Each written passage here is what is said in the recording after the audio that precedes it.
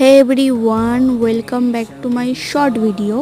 এটা কি সত্যি তোমরাই বলো তো, নাকি এই দিনটায় উপোস করলে অনেক ভালো হাজবেন্ড পাওয়া যায়? আজকাল কি পাওয়া যায় না পাওয়া যায় সেটা তো ভালো করে জানি না, কিন্তু আমার মনে হয় যে মনের মানুষকে নিজের করে নিজের মতো বানিয়ে নেওয়াটাই ভালো। ভগবান আর কত দেখবে, ভগবান আর কত দিকেই সামলাবে, তাই না? তো ওই দিন কোনো কারণের জন্য আমি পুজোটা দিতে পারিনি, মানে শিবরাত্রিটা করতে পারিনি। তো আমি রাত্রে গেছিলাম ভূতনাথে। রাত্রে আমরা সবাই, বাড়ির সবাই আর পাড়ার কয়েকজন মিলে ভূতনাথে গেছিলাম। কারণ ভূতনাথে শুনেছি খুব জাঁকজমক করে পুজো দেওয়া হয়, কিন্তু যার জন্য গেছিলাম পুজো তো দিতেই পারিনি ভূতনাথে। শিবের মাথায় কেউ জল ঢালতে পারেনি যারা উপোস করেছিল।